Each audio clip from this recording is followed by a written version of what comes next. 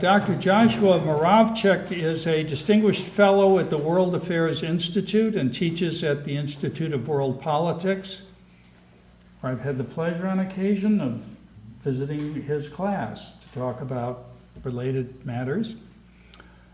He has been a resident scholar at the American Enterprise Institute and was also a fellow in residence at the Washington Institute for Near East Policy.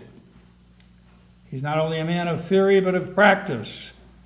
So he has worked on the staffs of both Senator Daniel Patrick Moynihan and was a campaign aide to the late Senator Henry M. Scoop Jackson in his pursuit of the 1976 Democratic nomination. Dr. Muravchik has written 11 books. We were just sharing with each other how difficult writing is as one progresses through life and the energy quotient diminishes. None of you would know about that. I see everyone here is too young to have had that experience.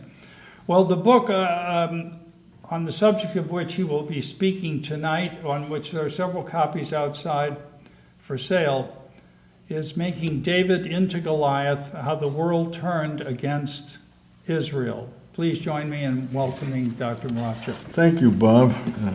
I think I first saw you before I met you, Bob. I think you were up on a stage in some capacity representing our government, and I was in the audience as a member of some youth organization that was invited to come learn something about what our government was up to, and that was probably in the roughly in the time frame that I'm going to use to start my talk. And thank you all for being here and for giving me this opportunity to talk to you. I don't think when I first saw you on that stage was as far back as 1967, but it probably wasn't too far beyond that. But 1967 is important, an important year. We're talking about the Middle East, and we just passed the 50th anniversary of the 1967 so-called Six-Day War.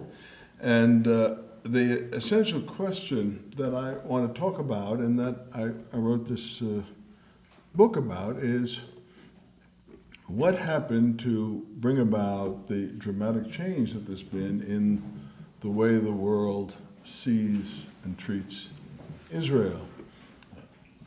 At the time of the 67 war, there was a great rallying of opinion in support of Israel in many different places. And what may surprise you, what may not surprise you, is to hear that Gallup polls showed that when Americans were asked, whom do you favor, Israel or the Arabs, there were, of course, a substantial number that said neither or don't know, or whatever. But of those that had an opinion, those who favored Israel outnumbered those who favored the Arabs by about 15-1.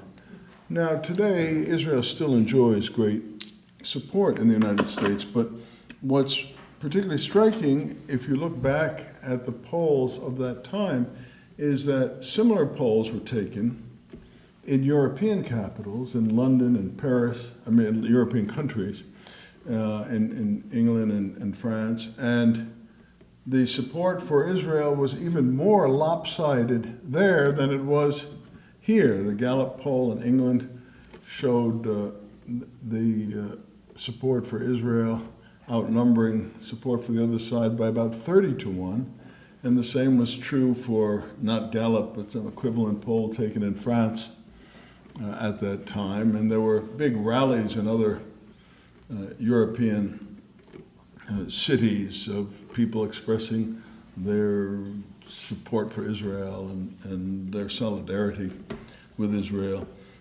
And today, as I said, in the United States, there's still very considerable support for Israel. But the United States is unique in that respect. And if you look at these major European countries, as well as various countries elsewhere in the world, you'd find quite the opposite.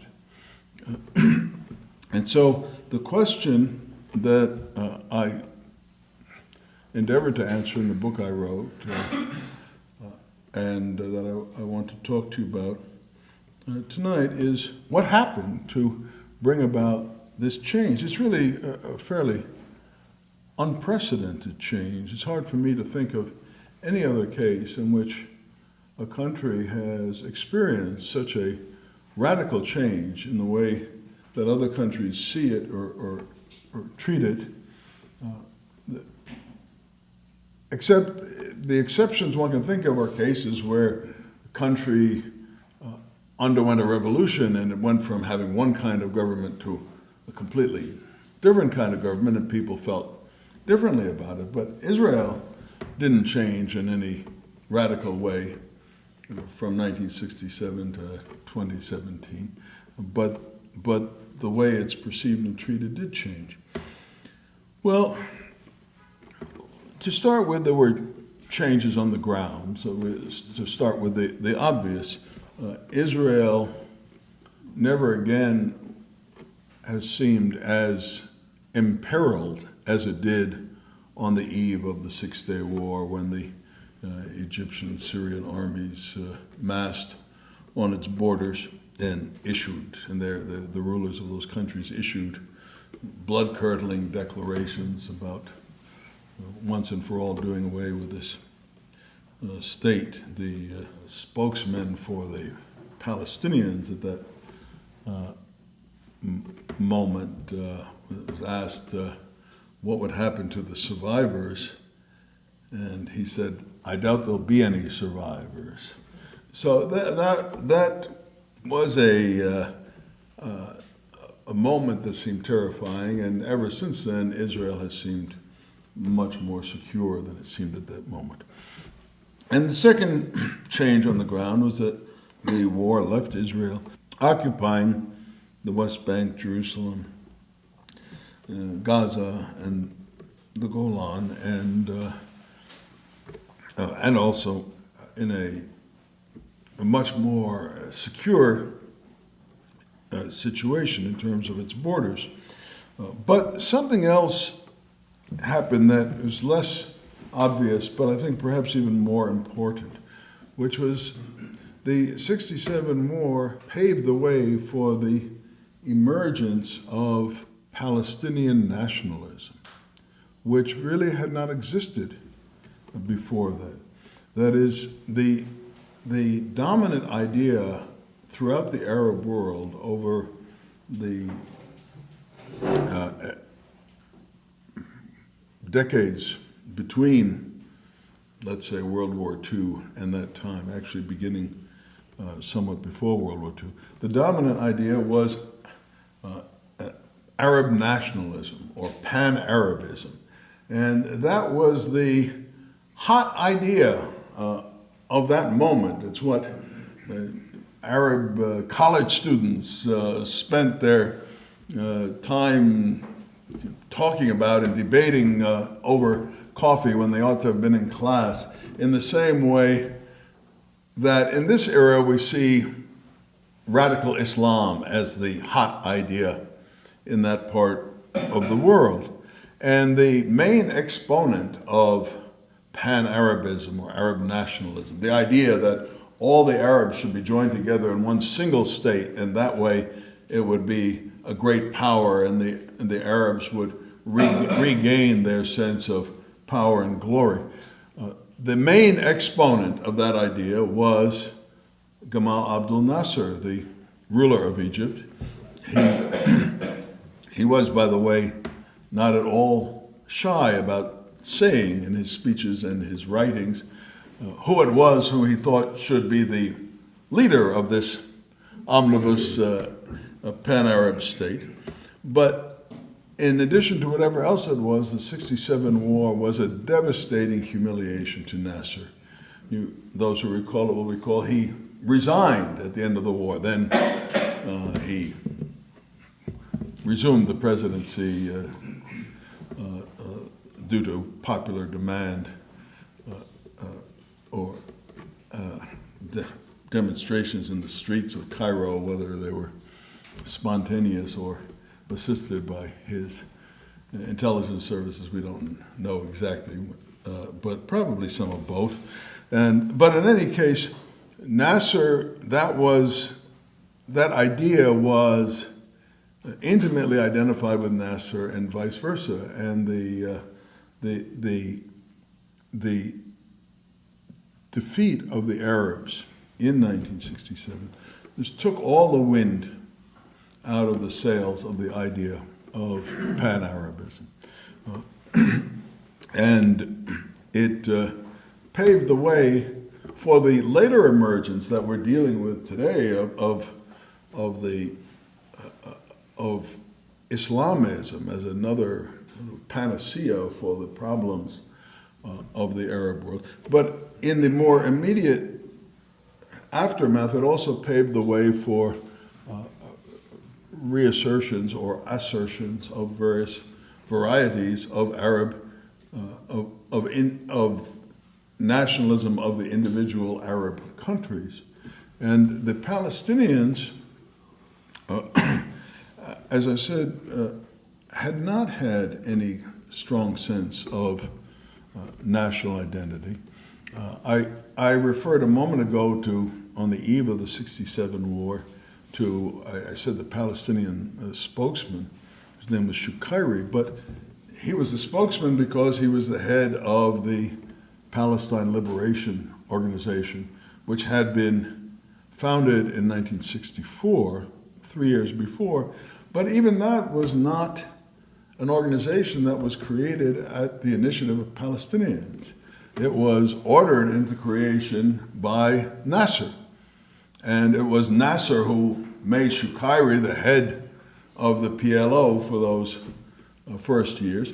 And they adopted the PLO, when it was founded, adopted a charter. But the charter itself made no mention of a Palestinian state, of Palestinian sovereignty, of Palestinian nationality. It was all about liberating the territory of Palestine from the Jews.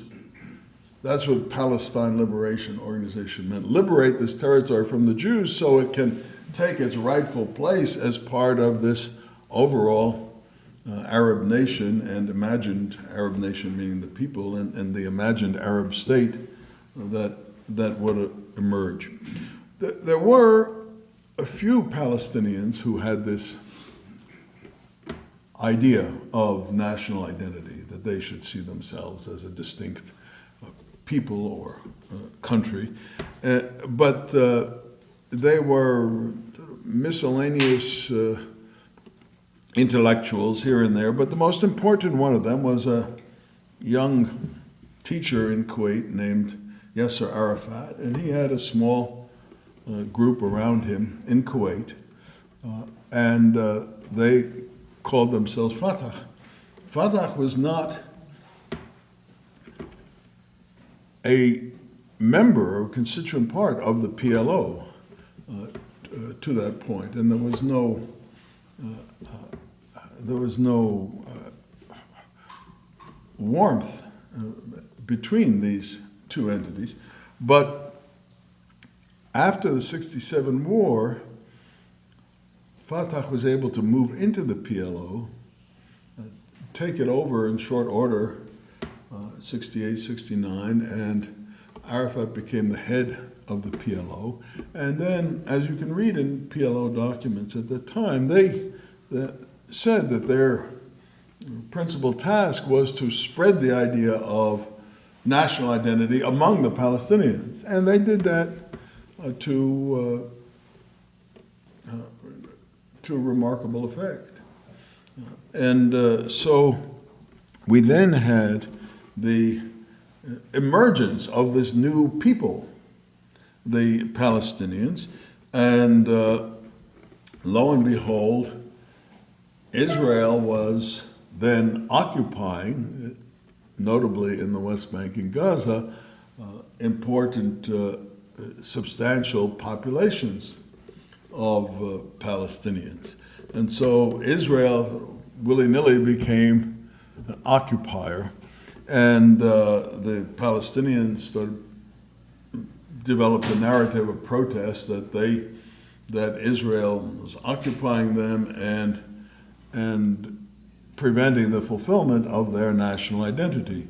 And so the narrative was, in a sense, reversed. Until that point, the essential issue in the Middle East conflict, as it was called, was that the Jews wanted a state of their own, and the Arabs wanted to prevent them from having it. But at this point, now it became the Palestinians wanted a state, and the Jews were preventing them from having it. So that was the beginning of putting Israel in a much darker light than had been the case before. Still, I would argue that this new narrative of Israel as an occupier denying to the Palestinians their aspirations for national self-fulfillment, while it tells us something, is simply not sufficient to explain the great rage toward Israel that we see often from Europeans, and that has spread to some extent to the United States, and is increasingly becoming a dominant discourse, as it's put these days, in the Democratic Party, or at least among the so-called progressive wing of the Democratic Party, all quite oddly, because historically I think the Democrats were even more passionate supporters of Israel than the Republicans were. And this is not a complete transformation, but it's gone significantly far. But I say this is not a sufficient explanation, because if we look around the world, we can readily see other cases of occupation, other cases of people denied their national self-fulfillment, and yet no one seems to get very concerned about that. So, when was the last time you saw on a college campus or any place else an angry demonstration against the occupation of Tibet? I haven't seen it. Tibet has been occupied longer than Palestine, much more brutally, with the Chinese, in fact, endeavoring to, over time, erase the national identity of Tibet. And if Beijing would offer to Tibet some kind of compromise settlement equivalent to what Israeli leaders have several times offered to the Palestinians, the Dalai Lama would dance for joy. But there's no possibility that that's going to happen. And in terms of peoples who are denied their national self-determination, well, we just this week saw the referendum in Iraqi Kurdistan about nationhood for the Kurds, and we saw among the governments, neither ours nor any other government except Israel's for regional strategic reasons, but with that exception, not only did the governments not support the Kurds, But what about public opinion? What about elite opinion? What about professors and columnists and who has been embracing the Kurdish cause? What I've seen is just silence and lack of interest on this. But if you are a deep believer in the right of self-determination, well, the Kurdish case for nationhood is infinitely stronger than the Palestinian case. As I described to you, the whole sense of Palestinian nationalism is only about 50 years old. I don't denigrate it for that reason. We live in a world where there are scores of new nations that were formed after World War II, and I think we ought to respect the national identity of peoples who belong to younger nations. I don't denigrate it, but Palestinian nationalism, I said, is about 50 years old. Kurdish nationalism is documented for at least 1,000 years. The number of Kurds in the world is 5-6 times as many as the number of Palestinians. Kurds have their own distinct culture, much distinct from anyone else, unlike the Palestinians, who are not that distinct from the other Levantine Arabs. They have their own language, their own traditions, and so on. And yet, no one is is indignant over the lack of an independent state of Kurdistan. So I think that even though I would grant the point that some of the change that I'm trying to explain can be traced to the fact that Israel is interfering with Palestinian national self-determination, it simply is inadequate to explain that. We have to look elsewhere for that explanation. And the elsewhere that seems to me to offer explanation lies in two kinds of forces at work. One is raw pressure that's been brought to bear by the Arabs and non-Arab Muslims.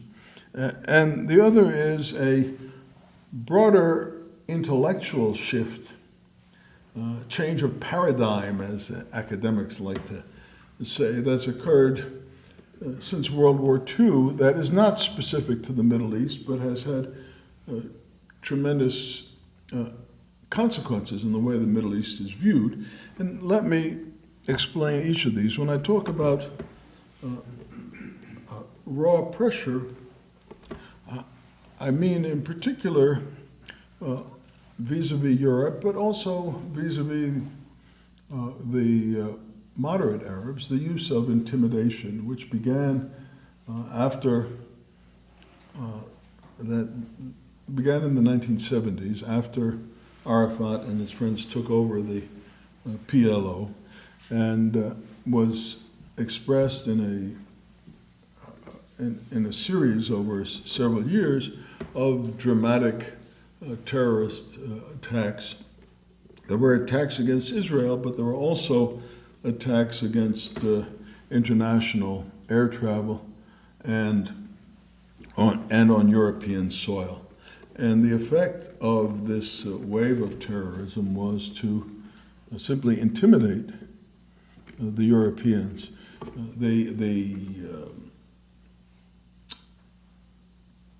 Perhaps the dramatic high point of this wave of terror was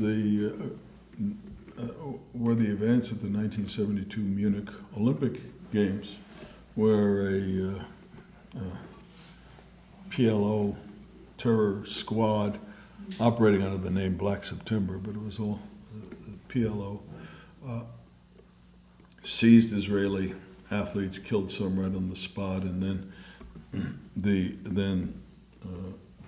9 more were killed in a botched rescue attempt by German authorities. When the authorities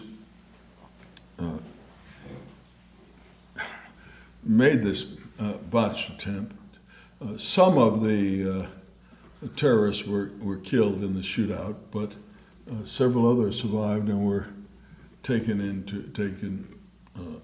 into captivity and under arrest by the German authorities. Some of you may remember what happened to them. They were, in a couple of months, released. And this was the pattern.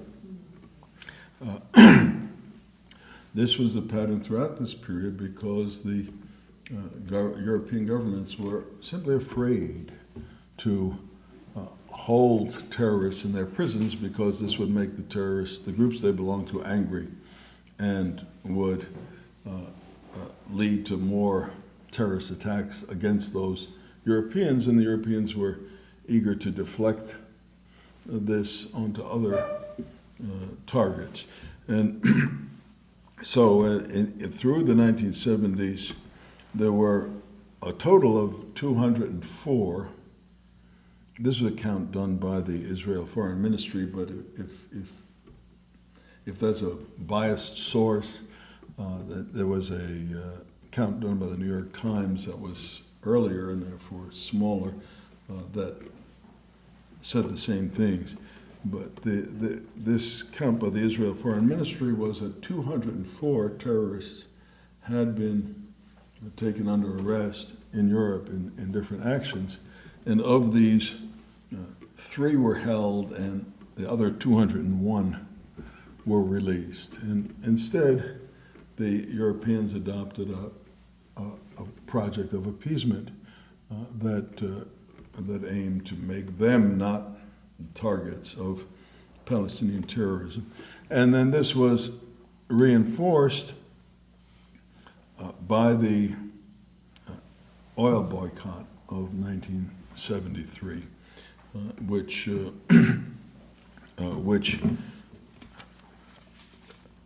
left Europe doubly terrorized, and led to open statements by European leaders that they had to change their policies toward the Middle East because of their dependence on Arab oil.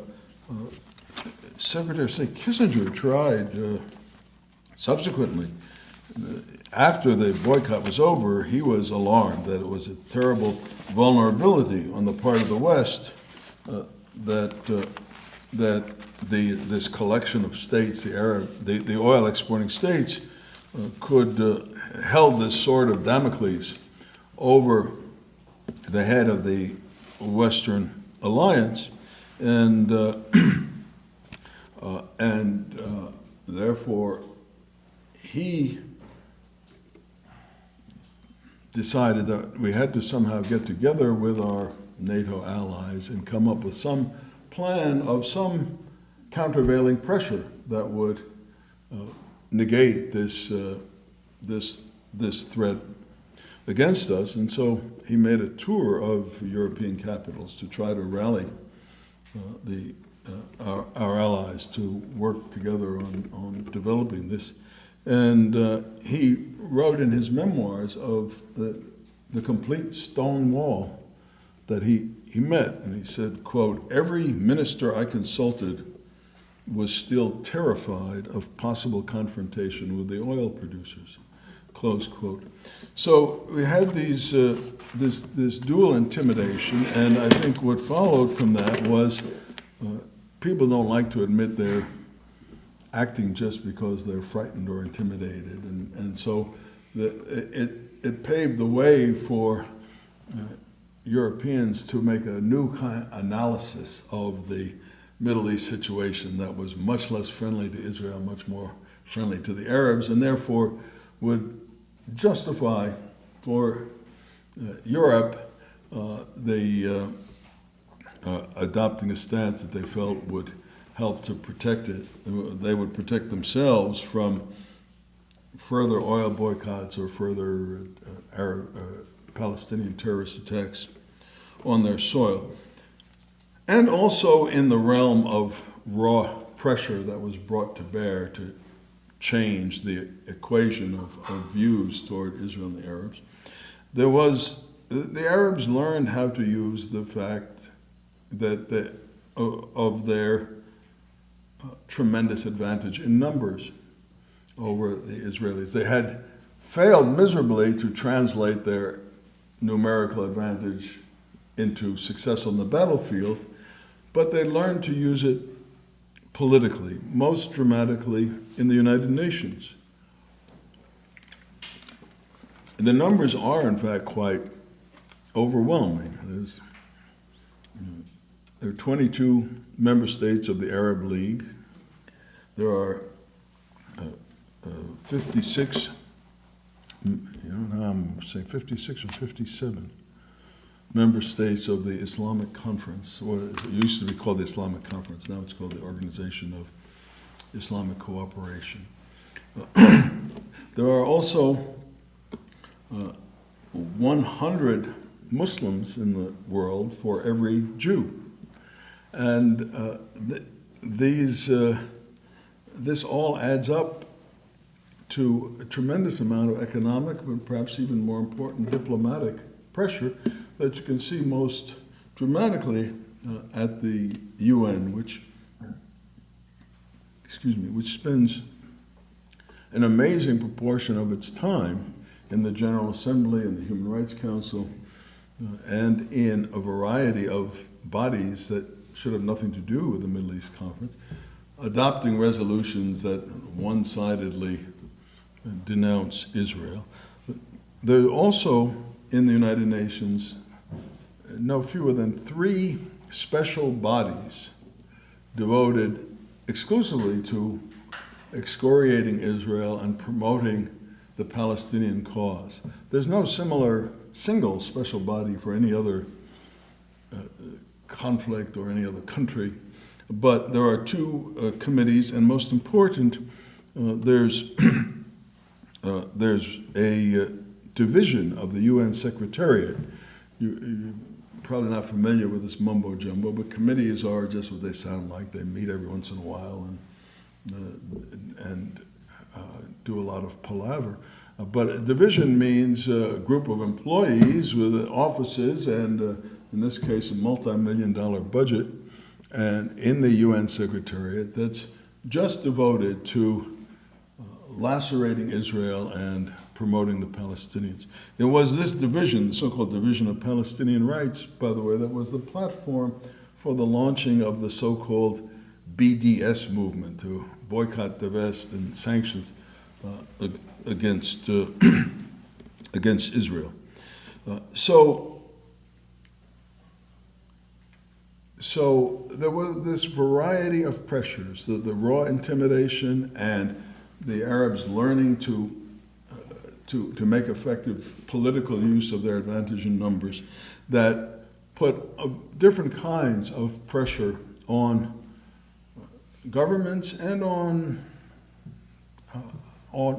opinion in the various countries of the world. But there's something else that I alluded to and now would like to explain, which is no less important, maybe more important, was a global shift of paradigm, if you'll forgive that word, or an intellectual change that came about after World War II and was not specific to Israel and the Arabs, but deeply affected them. And that was a shift in the main paradigm or trope or image of social justice. There are people everywhere who consider social justice very important to them. And the dominant idea of what constitutes social justice had been, for a very long time, associated with the struggles of the poor against the rich. That took many forms. The most dramatic or widely influential was the form given to it by Marx and Engels, class struggle of the workers against the owners or against the capitalists. But this idea has also taken other forms. But the idea that that the poor deserve not only our sympathy but our support, and that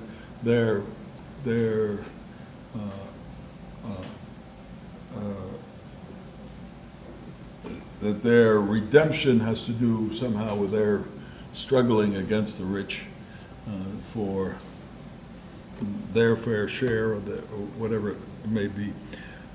What I believe is that this central idea, or the image of social justice, started to give way in the second half of the 20th century to another idea, and that was a division of people based on nationality, race, ethnicity, rather than economic status. That this grew out of the post-World War II struggles of the peoples of Asia and Africa for their national independence and to be free from European colonialism. And superimposed on this was another different dramatic struggle that took place starting in the 1950s, but I think also was caught the attention of the whole world, and that was the civil rights struggle in the United States of blacks for equal rights, from the Montgomery bus boycott on through Little Rock and the marches of the 1960s. That was something very different, and yet I think all this tended to get rolled into one ball of wax. The struggle of, it was sometimes called the rest against the West, or the people of color against the white man. And the people of color were those who had been colonized and oppressed and downtrodden, and the white man, meaning Europeans or white Americans, had held the upper hand, and now the people of color were rising up to get their fair share, their day in the sun. And I think some sense of this as an ongoing struggle, as the most important ongoing struggle, as kind of a passion play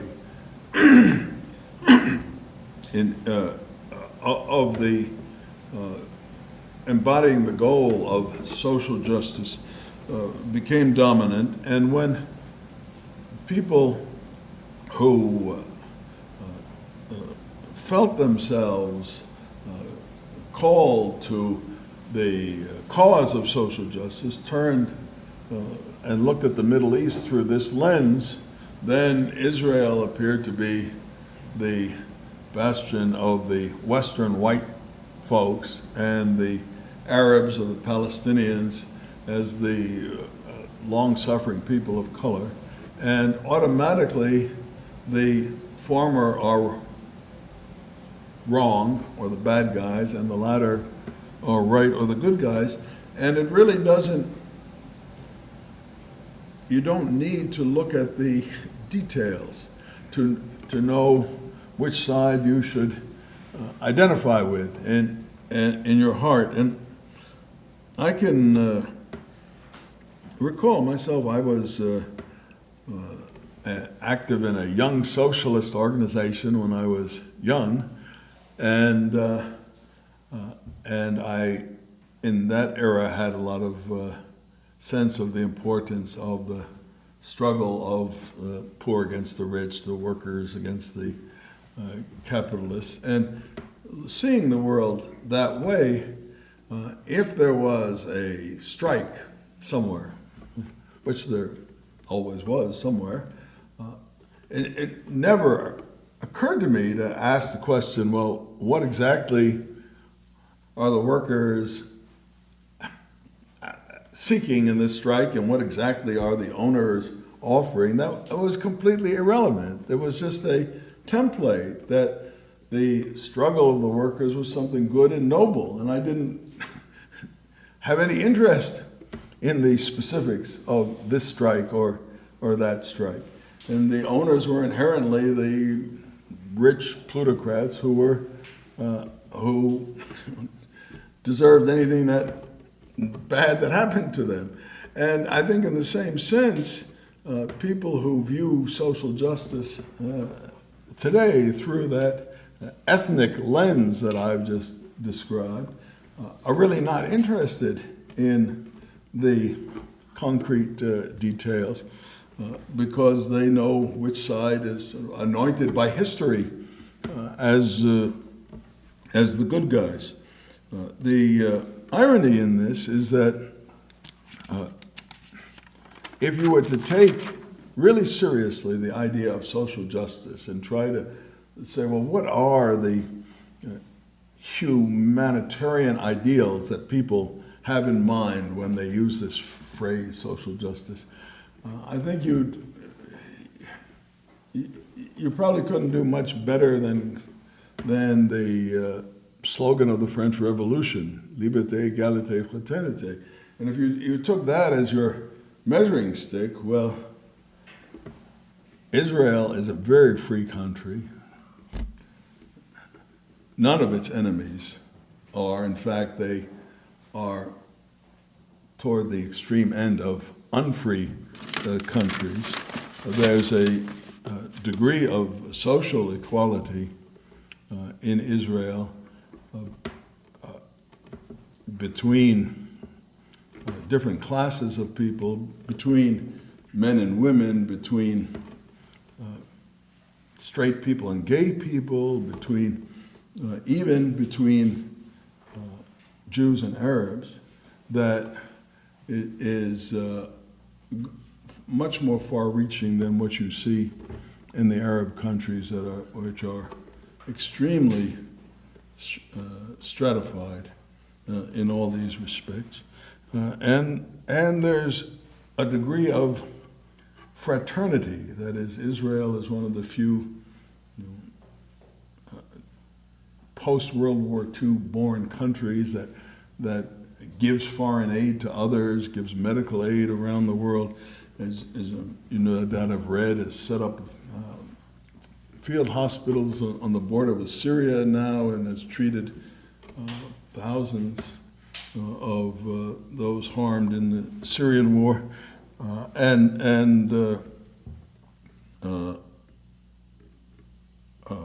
Or, for example, offers medical care to the Palestinians.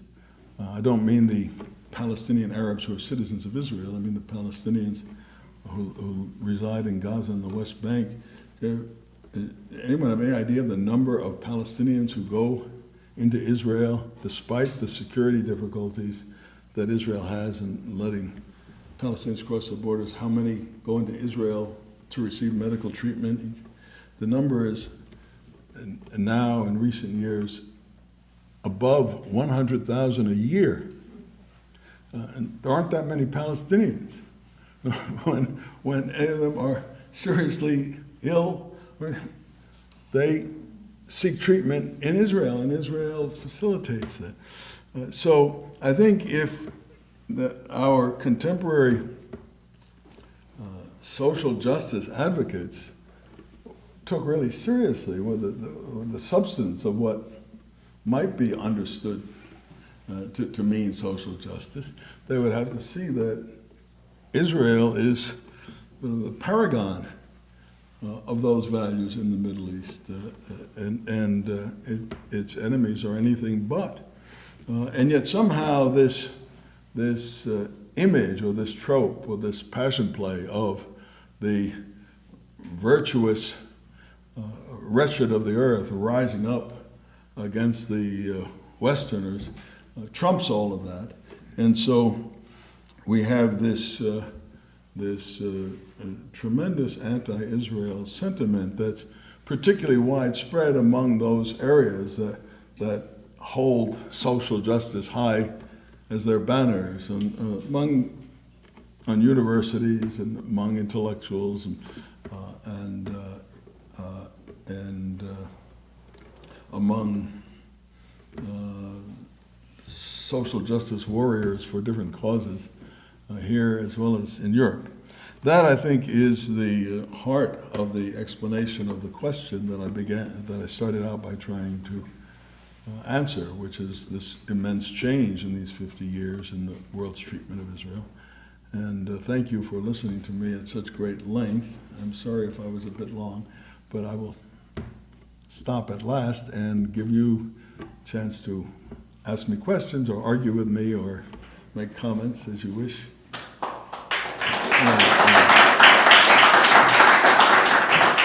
Thank you. Yes, sir.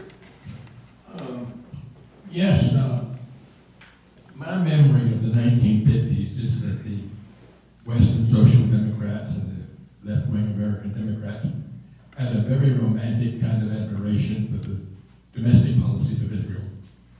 Well, the domestic policies of Israel have matured in a way that's the opposite of what they believe in. I was wondering if this contributes to their turning against Israel. Oh, very, very good point. Yes, let me say in passing that what's happened in the United States is particularly remarkable because there's been a complete sort of exchange of positions. If you particularly go back to 1948 when Israel was founded, the support for recognizing or encouraging the Zionist Jewish state was very widespread to the left of center, among liberals and among not only social democrats, but even initially among communists. The Soviet Union was at least briefly in favor. And the people who were very opposed or critical or skeptical were mostly on the conservative side. Today, the left, the farther left, has been for a long time Israel's direst enemies, and now it's spreading to the more moderate liberal left, and support for Israel has become an absolute bedrock of the conservative camp in America. In particular, you asked the interesting question of the shift in Israel's domestic arrangements, which began really in the 1970s under Prime Minister Begin. Israel was a very socialist country, and then reconsidered that, and still has a pretty thick social safety net, but turned sharply toward encouraging business and free market, basically free market economy. And I may say parenthetically, I think is testimony to the vibrancy of Israel as a country. It was arguably the most successful socialist experiment ever. It wasn't a horrible abortion like the communist countries were. And it's now become a very successful capitalist country. And I do think you are right that when Israel was socialist and was a successful socialism, that gave it a lot of sex appeal in certain quarters. I think very much so. Lots of European non-Jewish young people went to live for a year on a kibbutz so that they could experience real live true socialism. And there's some people who admire what Israel has done as the so-called startup nation since becoming a free market dominant economy, but it has none of the sort of sex appeal for college students that the old socialist Israel had.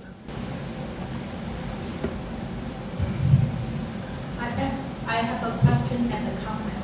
The question is that do those people live in the east of Jordan, the Palestinians in East Jordan, consider themselves Jordanian or Palestinian? And it has a lot to do with the identity. And second, I can't shake the feeling that, the left have a problem of Israel or any other successful capitalist country, not despite the social justice or the justice, the actual justice they reach, but because of the justice they reach, because it says something about the success of the system they hate. Well, your comment is an interesting one, and really, I thank you for sharing it. I don't have any comment of my own to make on it. It's food for thought. As to your question, I believe there's a kind of dual identity that is Jordan is still a poor country, but it's a rather successful country.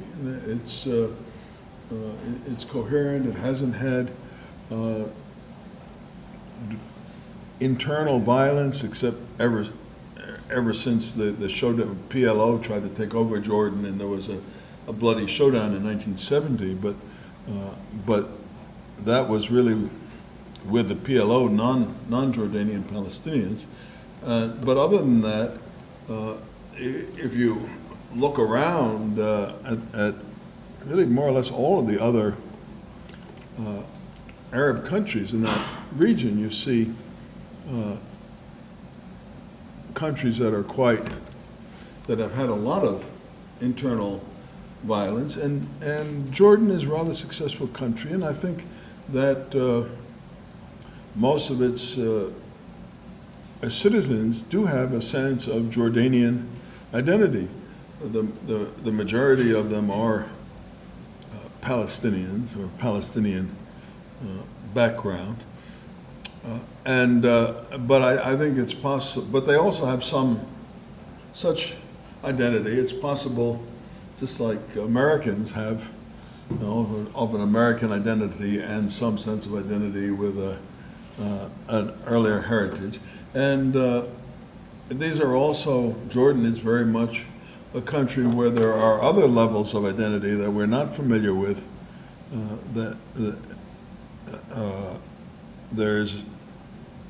we don't have here at all. But in Jordan, there's a strong sense, as in many Arab countries, a strong sense of tribal identity, a kind of clan identity, and these different layers of identity exist, and there's also a strong sense of Muslim identity, and these sort of all exist simultaneously.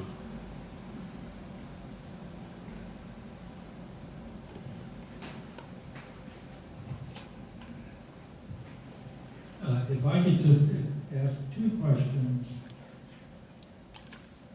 One, it seems to me that the perspective from the West, and particularly the United States as an anti-colonial power itself, was that people, according to our own Declaration of Independence, are born free and equal. And wherever they're not free and equal is because someone is oppressing them. So in the Middle East, the idea was the Arabs are being oppressed by the Ottomans for the past 400 years, and only if the dead hand of Ottoman oppression is lifted, then the Arabs will assume the blessings of self-government and liberty.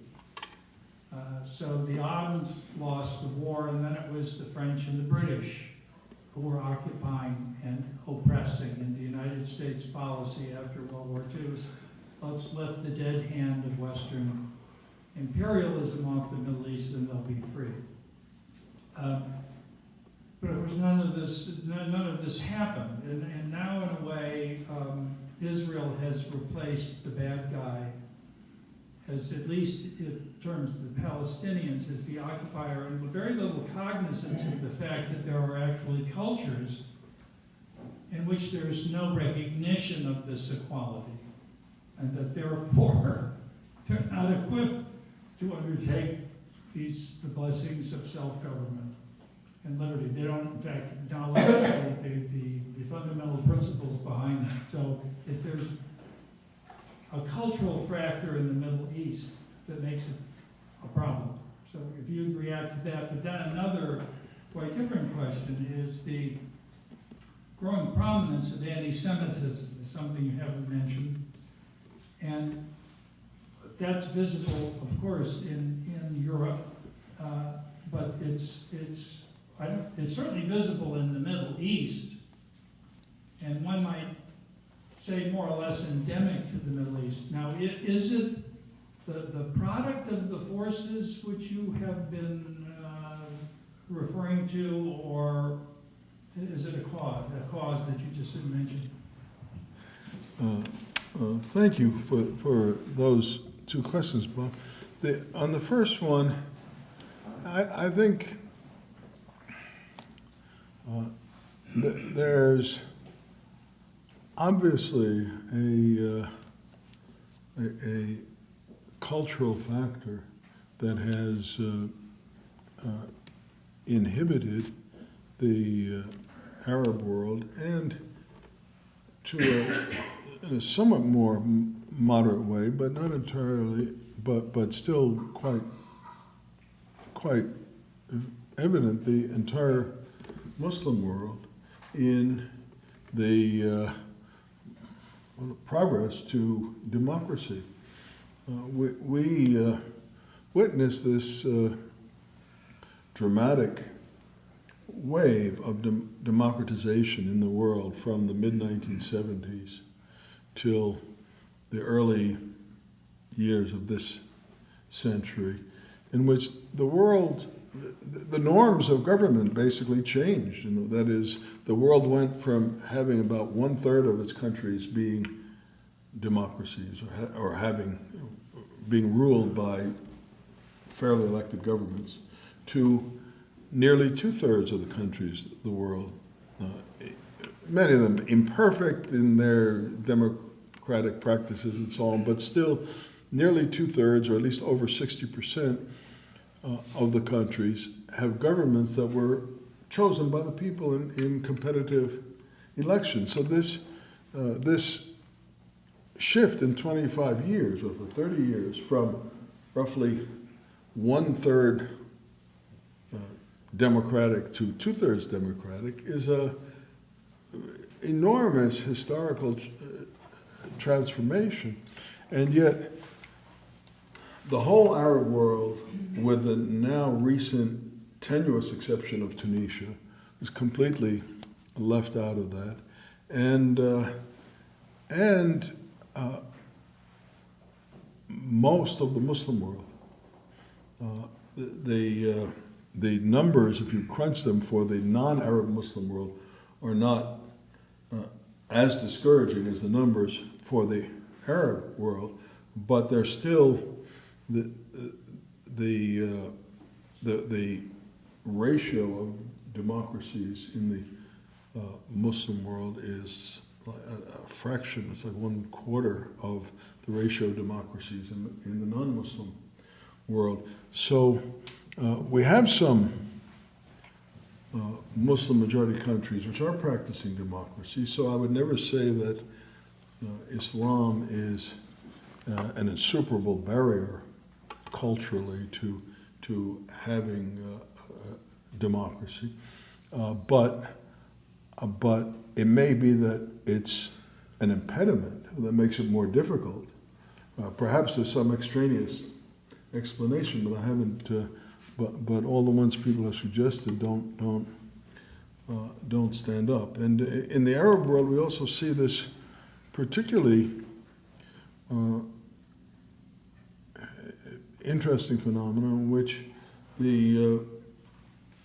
now with perhaps Tunisia changing, becoming an exception, the most successful and the most liberal countries are the monarchies. The monarchies of Jordan and Morocco, the monarchies of the Gulf, and all the countries that declare themselves to be republics are the ones that are the most repressive and the most steeped in blood of their own, that is. So there is something going on there that I think is not insuperable as a barrier, but there's something going on there that has really made it harder to reach free societies there than probably any place else on earth. Even the record of sub-Saharan Africa is much better than the Arab world. Your second question about anti-Semitism is a particularly sharp one. I've often spoken on this subject for Jewish groups, and there's very widespread feeling that the cause of hostility to Israel is anti-Semitism. Certainly some of it is, but what's unsatisfying to me about that explanation is that there was plenty of anti-Semitism around in 1967. The question I set for myself to answer was, what has changed these last 50 years?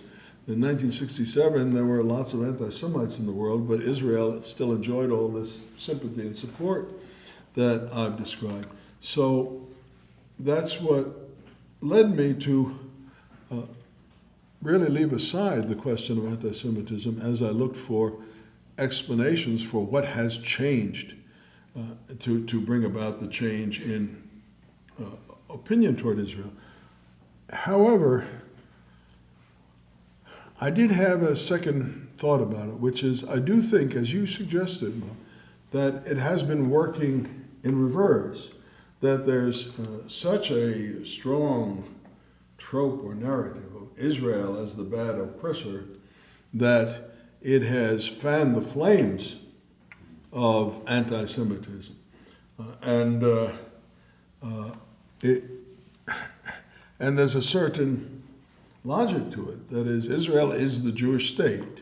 If Israel is as evil and cruel and heartless and exploitative, etc., as it's made out to be by people who were demonstrating in the streets in 2014 during the last war in Gaza, if Israel is that malign, how can the Jews be exempt? It's the Jewish state. So I think that the sort of dividing line between hatred of Israel and anti-Semitism has lowered, diminished, it's disappeared. But I don't think that anti-Semitism was the original cause of the turn toward hostility to Israel. Yes, sir. Yes. So we all know that socialism works until you run out of other people's money. So we were looking at Israel, but what about Palestine? Can Palestine be considered, a Palestinian state or whatever, can be considered a welfare state, where socialism is trying to be practiced or whatever? And number two, who is funding it? And I just see, but then this would be a comment of that, as we've seen that having a welfare state depresses people. It is oppressive in itself. Ultimately, it prevents people from becoming self-determining, productive, and it really is a way of keeping people down. And it seems like if Palestinians only define themselves as being anti-Israel, they're never going to attain that autonomy being, productive, autonomous, self-fulfilling people, apart from, defining themselves as just against, by hostility. So there are really two parts to that. Let me take each. Your comment about socialism, by the way, it's a quip that probably does apply some places, but didn't really apply to Israel. It wasn't that they were socialists until they ran out of other people's money. They had really a quite successful socialism, but I wrote a different book. I wrote a book about the history of socialism, which I sort of studied among all kinds of other places, the communists and so on. I studied what had happened in Israel. And there's a long history of little socialist communities around the world. And the short description of them was when those communities were formed to practice socialism, they always fell apart instantly.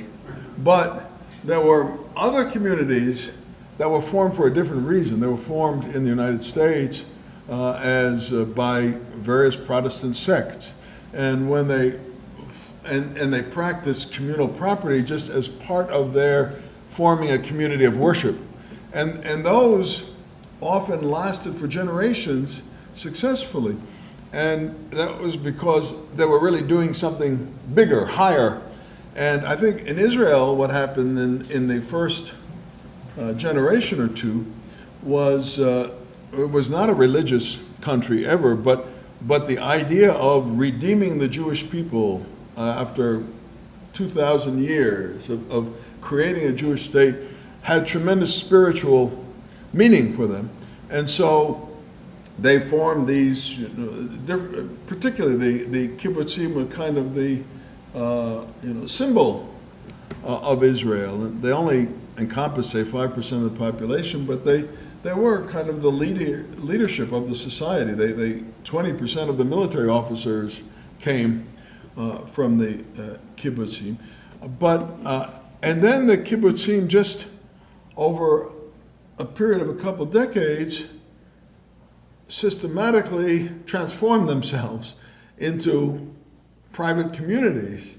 And so I went and interviewed a lot of the people who had lived, and I said, well, when did this way of living become uncomfortable? So it wasn't that they ran out of people's money. They were doing okay, but